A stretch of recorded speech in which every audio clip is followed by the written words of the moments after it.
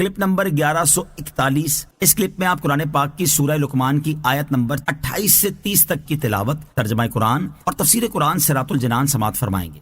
بسم اللہ الرحمن الرحیم۔ ترجمہ، اللہ کے نام سے شروع جو نہایت مہربان رحمت والا ہے۔ ما خلقكم ولا بعثكم الا كنفس واحدة ان اللہ سمیع بصیر۔ ترجمہ، تم سب کا پیدا کرنا اور قیامت میں اٹھانا ایسا ہی ہے جیسا ایک جان کا، بے شک اللہ سننے والا دیکھنے والا ہے۔ ما خلقكم ولا بعثكم الا كنفس واحدة، تم سب کا پیدا کرنا اور قیامت میں اٹھانا ایسا ہی ہے جیسا ایک جان کا۔ اس سے پہلی آیات میں اللہ تعالیٰ نے اپنی قدرت اور علم کے کمال کو بیان فرمایا، اور اب یہاں سے قیامت کے دن دوبارہ زندہ کیے جانے سے متعلق کفار مکہ کو سمجھایا جا رہا ہے۔ چنانچہ ارشاد فرمایا کہ اے اہل مکہ، تم سب کو پیدا کرنا اور قیامت کے دن دوبارہ زندہ کر کے اٹھانا اللہ تعالیٰ کے لیے ایک جان کو پیدا کرنے کے برابر ہے۔ یہ اللہ تعالیٰ پر کچھ دشوار نہیں، کیونکہ اس کی قدرت تو یہاں تک ہے کہ اگر وہ چاہے تو ایک لفظ کن فرما کر سب کو پیدا کر دے۔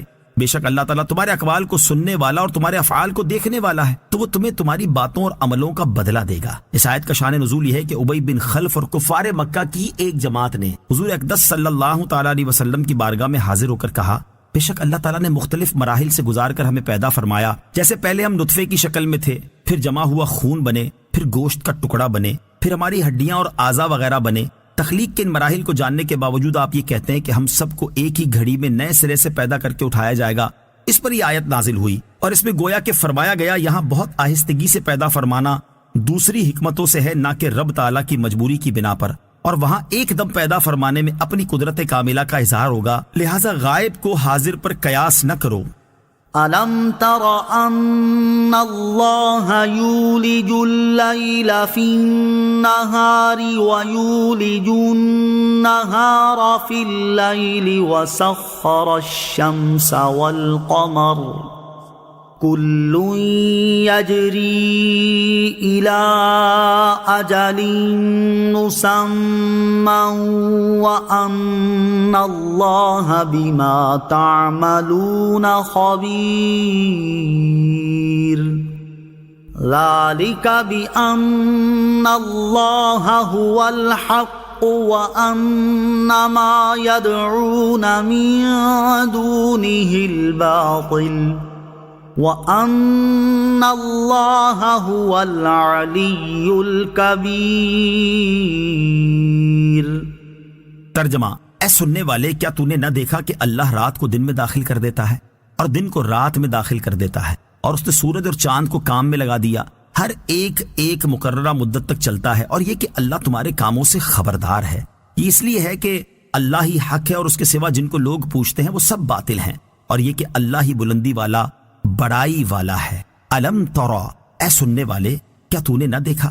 یہاں سے ایک بار پھر اللہ تعالیٰ کی وحدانیت پر دلائل بیان کیے جا رہے ہیں۔ چنانچہ اس آیت اور اس کے بعد والی آیت کا خلاصہ یہ ہے کہ اے سننے والے، کیا تو نے نہ دیکھا کہ اللہ تعالیٰ اپنی قدرت اور حکمت سے ایک موسم میں رات کے کچھ حصے کو کم کر کے دن میں داخل کر دیتا ہے، اور ایک موسم میں دن کے کچھ حصے کو بڑھا کر رات میں داخل کر دیتا ہے، اور جو وقت ایک میں سے کم کرتا ہے اسے دوسرے میں بڑھا دیتا ہے، اور اس نے سورج اور چاند کو بندوں کے نفع کے لیے کام میں لگا دیا ہے، اور ان میں سے ہر ایک مقررہ مدت تک اپنی مخصوص رفتار سے چلتا رہے گا۔ اور کیا تم نے نہ دیکھا کہ اللہ تعالیٰ تمہارے کاموں سے خبردار ہے؟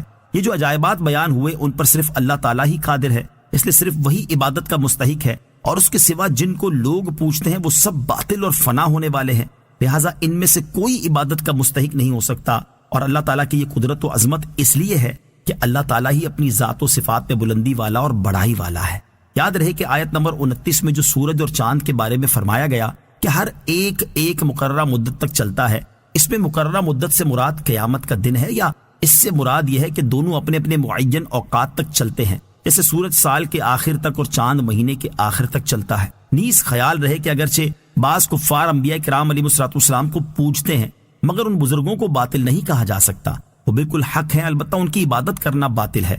یہاں اللہ تعالیٰ نے لفظ ماں ذکر فرمایا ہے، اور یہ لفظ عربی زبان میں بے عقل چیزوں کے لیے آتا ہے، تو آیت کا مطلب یہ ہوا کہ جن پتھروں اور درختوں وغیرہ بے جان چیزوں کو لوگ پوچھتے ہیں وہ باطل ہیں. کیا یہاں یہ لفظ مصدر کے معنی میں ہے، یعنی تمہارا اللہ تعالیٰ کے علاوہ کسی اور کو پوجنا باطل اور جھوٹ ہے. صلو علی الحبیب صلی اللہ تعالی علی محمد صلی اللہ تعالی علیہ وسلم. مجھے اپنی اور ساری دنیا کی لوگوں کی اصلاح کی کوشش کرنی ہے انشاءاللہ عز و جل.